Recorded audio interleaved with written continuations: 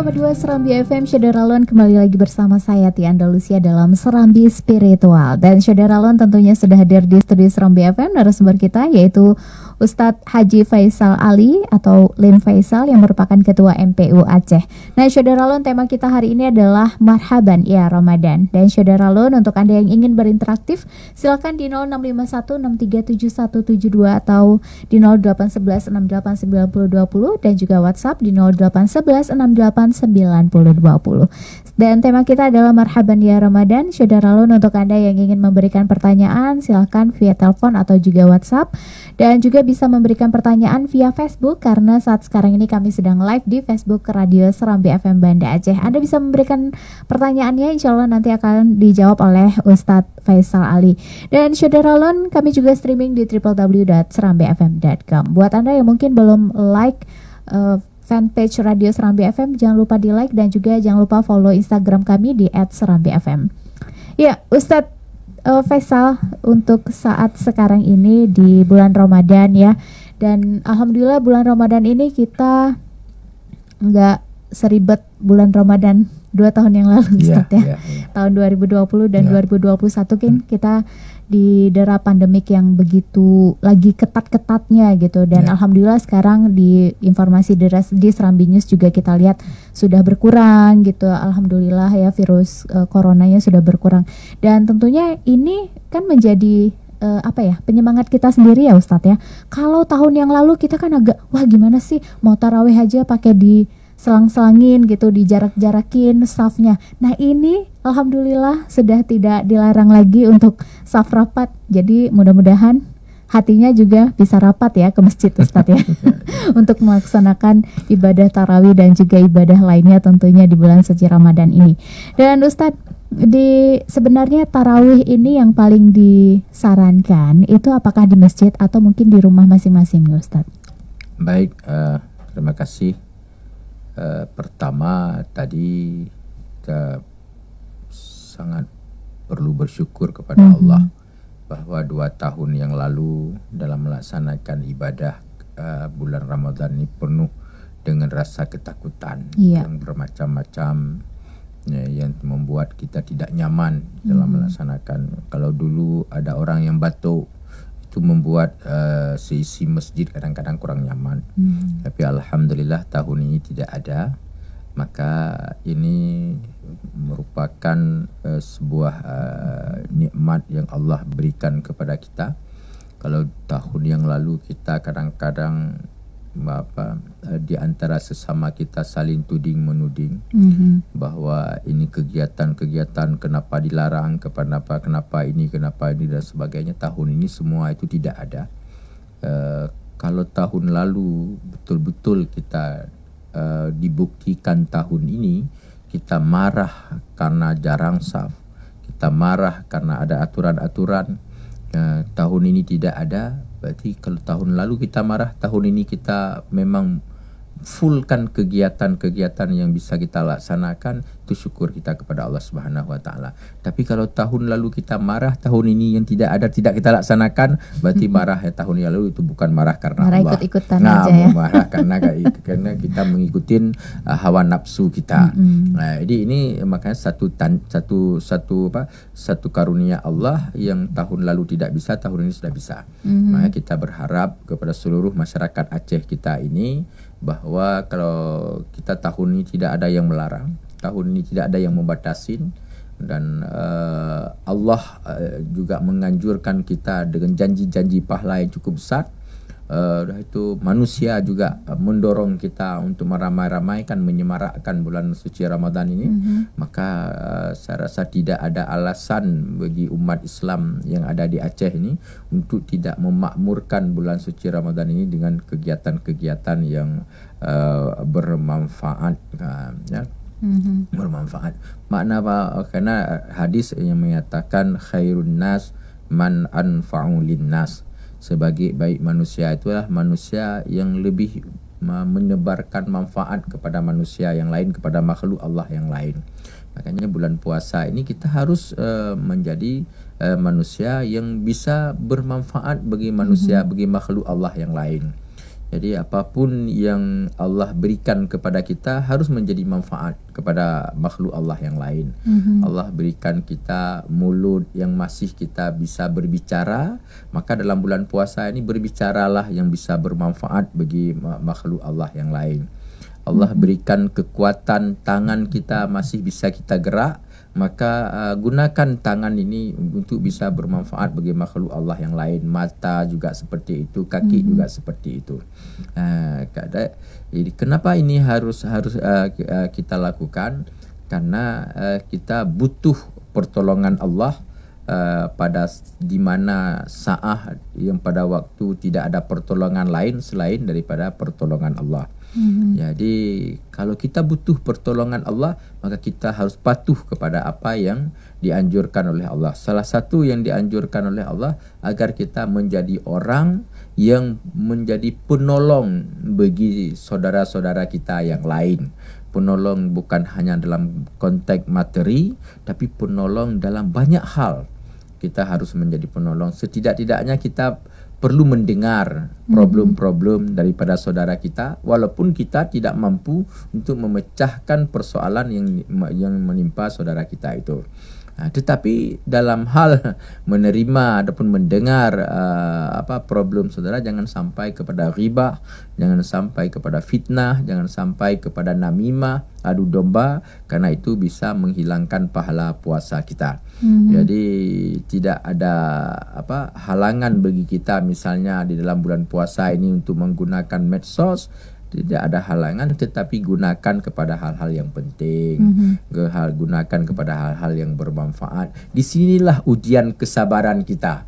Jadi kalau selama ini kadang-kadang tangan kita terus men-share apapun yang masuk ke kita, tidak kita lihat, ataupun menulis apapun yang ingin kita tulis tanpa memperhatikan bahwa ini berbahaya ataupun tidak, fitnah ataupun tidak, ungkapan menyakitkan ataupun tidak. Tapi dalam bulan puasa ini 29 hari ini, 30 hari ini, mari itu menjadi batasan bagi kita agar betul-betul ibadah puasa ini terselamatkan, bukan hanya terbebas daripada kewajiban, tetapi juga imbalan pahala yang Allah sediakan kita dapatkan. Jadi tidak ada halangan untuk bermedsos, tetapi gunakan kepada hal yang baik. Dengar ceramah yang ada di medsos, ikut pengajian yang ada di medsos. Jadi jangan menghabiskan waktu kepada hal-hal yang tidak baik seperti bermain game. Itu hindari dalam bulan puasa ini.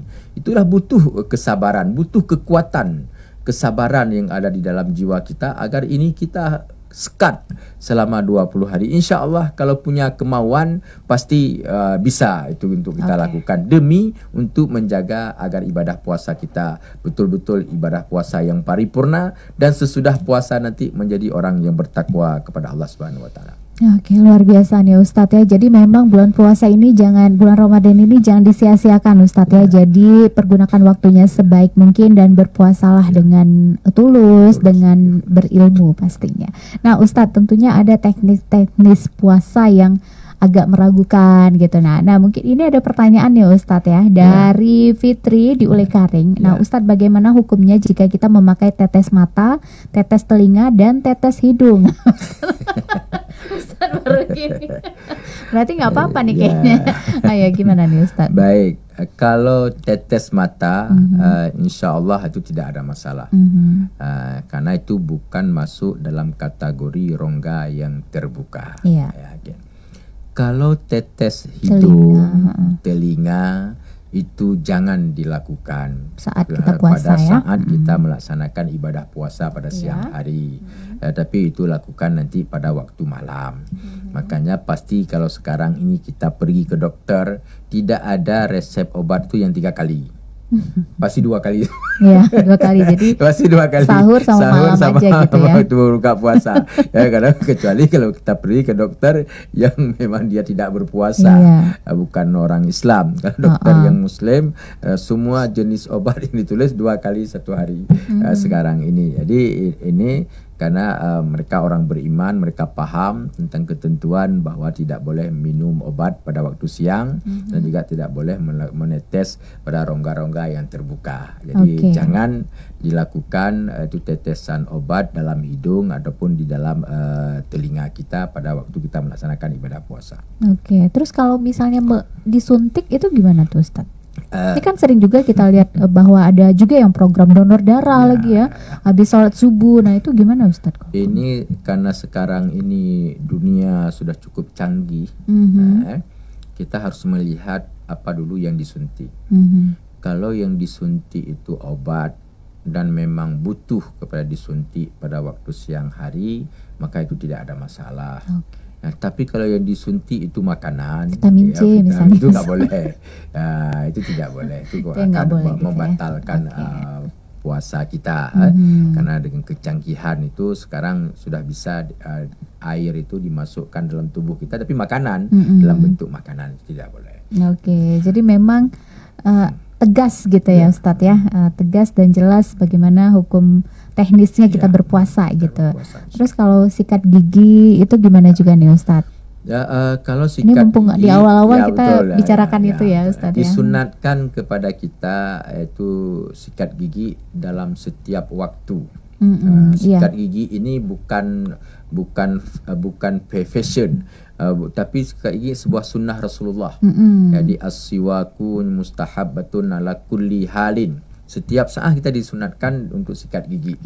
Tapi kecuali bagi orang yang melaksanakan ibadah puasa itu tidak lagi disunatkan sesudah azan zuhur. Jadi sesudah azan zuhur itu sampai dengan waktu berbuka agar kita menghindari itu sikat gigi. Tapi di belakang itu silakan kita sikat gigi, terutama sekali yang cukup baik kita sikat gigi itu sebelum salat subuh. Jadi sesudah kita makan sahur, pada waktu imsak itulah kita beresin semuanya. Kadang ada gigi-gigi kita yang berlobang, ada sisa-sisa makanan yang ada di gigi. Ini semuanya kita bersihin dengan menggunakan sikat gigi, dengan meniatkan itu adalah anjuran daripada Rasulullah SAW. Jadi sikat gigi itu 50 kali satu hari mau kita lakukan, maka bukan di bulan puasa ini. Itu tetap Allah berikan pahala. Karena itu memang perintah sunnah Rasulullah. Bahkan disunatkan sebelum sholat juga ya Ustaz sebelum ya. Sebelum kita berbicara, sebelum kita berzikir, selesai makan yang bau, karena lama tidak ngomong, ini semuanya disunatkan kita untuk jadi memang Islam luar biasa Ustaz ya, sampai ke situ diatur. Oke Ustaz, ini dari Tengku Maimun. Assalamualaikum Tengku, namun kenapa sekarang kalau anak-anak muda saat jumpa orang sudah malah salaman? Apakah pemerintah tidak kasih pengumuman bahwa sudah boleh salaman? Sebab COVID kan membuat orang ragu salaman dan membentuk mindset anak-anak muda bahwa nyalamin orang nggak perlu. Dan itu bagaimana? Dari Tengku Maimun di Janto. Baik, terima kasih Tengku Maimun. Ini kan baru kita memasuki tahap normal 100%. Jadi memang butuh sosialisasi, butuh penyampaian kepada seluruh masyarakat kita bahwa sekarang ini kita yang namanya tidak berlawanan jenis itu boleh kita bersalam-salaman. Boleh kita lakukan salam-salaman, tetapi dengan memperhatikan tadi ketentuan-ketentuan yang ada di dalam syariat kita. Jadi kalau yang sesama jenis, laki-laki sesama laki-laki, perempuan sesama perempuan, itu tidak ada lagi pembatasan sekarang ini untuk kita bersalam-salaman secara langsung. Bisa kita lakukan. Tapi karena ini kita masih dalam masa transisi dan mudah-mudahan bulan puasa ini dengan bibarakati Ramadan, dengan keberkahan bulan Ramadan ini menjadi akhir daripada yaitu pandemi COVID ini. Bukan lagi menjadi endemik, tetapi menjadi bersih seluruh dunia ini daripada virus yang sudah 2 tahun ini melanda kita ini. Jadi insya Allah dengan berkat doa kita, berkat kedekatan kita kepada Allah, berkat kelebihan bulan Ramadan ini, mudah-mudahan Allah cabut seluruh penghalang-penghalang baik sosial, ekonomi, politik yang terjadi selama ini gara-gara pandemi COVID-19. Oke, luar biasa. Baik, Syederalun, untuk Anda yang ingin bertanya silahkan di 0651637172 atau di 0811689020 atau WhatsApp di 0811689020. Kita bakal kembali lagi dalam Serambi Spiritual, namun sebelumnya kita simak dulu 90,2 Serambi FM. Syederalun kembali lagi dalam program Serambi Spiritual dengan tema Marhaban Ya Ramadan bersama Tengku Haji Faisal Ali, Ketua MPU Aceh. Nah, Syederalun, untuk Anda yang ingin bergabung masih kami buka line interaktifnya ya, sambil kita ngobrol untuk closing statementnya. Tapi Ustadz, sebelum itu kita bacakan lagi pertanyaannya. Ada satu lagi nih Ustadz, pertanyaan dari Syederalun via WhatsApp. Ya, Ustadz, bagaimana caranya untuk mengkhatam Quran di bulan Ramadan ini? Sedangkan saya masih ada beberapa juz lagi yang belum saya khatamkan. Apakah boleh saya sambung dari yang sudah saya ngaji sampai khatam, Ustadz? Dari Cut Miranda di Lumbata. Oke. Baik, terima kasih Cut. Pertama, kami merasa bangga bahwa Cut salah seorang yang membaca Al-Quran dan hampir dengan khatam, dan cukup baik kalau memang belum khatam dikhatamkan dalam bulan puasa ini. Dan kalau bisa ada satu khatam yang khusus di dalam bulan puasa. Jadi kalau bisa, kalaupun tidak bisa, apa yang sudah ada itu cukup bagus dan perlu dipertahankan. Dan insya Allah Allah akan memberikan pahala yang baik, pahala yang istimewa kepada orang-orang yang senantiasa selalu mengumandangkan kalamnya di dalam dunia ini. Oke, jadi memang kalau untuk bulan Ramadan itu memang harusnya ada yang khatam gitu, itu ya, lebih bagus baik, ya Ustaz, lebih bagus, ya? Lebih bagus. Kita ada khatam di dalam bulan puasa ini yang tersendiri karena tadi janji imbalan yang cukup istimewa. Kalaupun tidak, ya nggak ada masalah, kita khatam. Berarti kita pahalanya pahala membaca Al-Quran gitu ya, bukan mengkhatamkan. Jadi kalau pahala mengkhatamkan itu yang selama bulan puasa itu beda dengan kita pahala mengkhatamkan Al-Quran di beda. Bukan hanya mengkhatamkan, tetapi membaca Al-Quran saja berbeda di antara di bulan puasa dengan di bulan di luar puasa, apalagi kalau mampu kita khatamkan. Jadi menjadi saksi Al-Quran itu akan menjadi saksi yang bermanfaat bagi kita di hari akhirat nanti, bahwa di dalam bulan puasa itu saya pernah dikhatamkan. Al-Quran itu menjadi pemberi syafaat kepada kita nanti di mana waktu kita membutuhkan pertolongan dengan izin Allah Subhanahu wa Ta'ala. Iya, mungkin Ustaz bisa kasih tips bagaimana cara mengkhatamkan Al-Quran 1 bulan full di bulan Ramadan ini. Nah, mungkin ada PR juga nih Ustaz. Kalau perempuan itu kan ada halangannya gitu. Jadi betul, mungkin agak sedikit kendalanya di situ Ustaz. Tentunya tip itu tadi sangat terkait dengan schedule yang sudah kita jadwalkan. Schedule yang sudah kita jadwalkan dan tergantung sejauh mana kemahiran kita di dalam membaca Al-Quran. Bagi orang yang sudah biasa membaca Al-Quran, tentu 1 juz itu bisa kadang-kadang 1 jam duduk bisa diselesaikan dengan yang baik, bahkan kadang-kadang bisa cepat lagi, tergantung kemahiran, kebiasaan di dalam membaca Al-Quran itu sendiri. Jadi kalau misalnya kita katakan kita tidak begitu lancar, tapi butuh 2 jam misalnya dalam 1 juz itu, perlu kita atur dalam 1 hari ini. Misalnya sesudah sholat asar kita baca berapa halaman, 2 lembar misalnya 2 lembar, Ustaz ya. Nanti sesudah sholat subuh, waktu sholat duha itu bisa.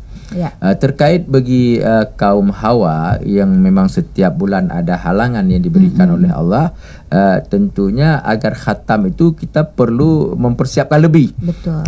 Perlu mempersiapkan lebih, dan halangan itu sudah bisa kita tebak lebih kurang lah. Lebih kurang misalnya 5 hari, 6 hari. Dalam masa 6 hari, 5 hari kita berhalangan, tidak bisa kita membaca Al-Quran. Tapi dengan sebab sudah kita atur dari awal, kita sudah mempersiapkan ada kelebihan. Jadi kalau misalnya 10 hari baru halangan 5 hari, kita sudah punya sekitar 13 juz. Jadi nanti 2 juz lagi yang itu bisa kita ganti di sesudah itu.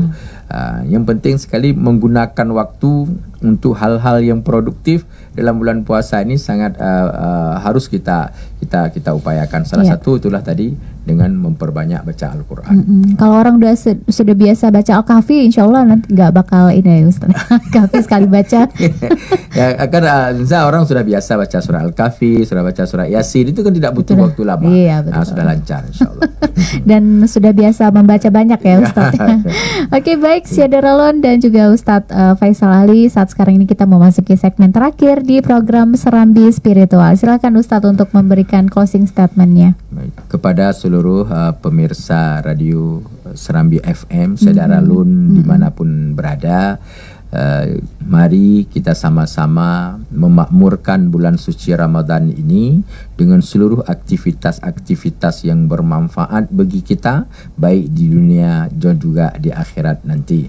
Insya Allah amal ibadah kita akan diberikan imbalan yang cukup istimewa oleh Allah Subhanahu wa Ta'ala, dan sesudah bulan puasa nanti insya Allah kita akan menjadi hamba Allah yang lebih baik dari tahun yang lalu kepada tahun yang akan datang. Mungkin demikian, mohon maaf atas segala kekurangan. Wallahul muwaffiq laqamit thariq. Assalamualaikum warahmatullahi wabarakatuh. Waalaikumsalam warahmatullahi wabarakatuh. Terima kasih banyak Ustadz atas waktunya, sudah hadir ke studio Serambi FM dan sudah memberikan ilmu yang luar biasa. Mudah-mudahan di Ramadan ini Syadaralun kita bisa meningkatkan amal ibadah kita, dan yang paling penting juga Ustadz ya, kita harus berpikir bahwa Ramadan ini adalah Ramadan terakhir kita, supaya kita bisa memanfaatkan waktu sebaik mungkin. Dan semoga pastinya kita berdoa agar kita bisa dipertemukan dengan Ramadan selanjutnya lagi. Baik, terima kasih banyak Ustadz, sekali lagi selamat beraktivitas kembali dan selamat menunaikan ibadah puasa. Assalamualaikum. Waalaikumsalam.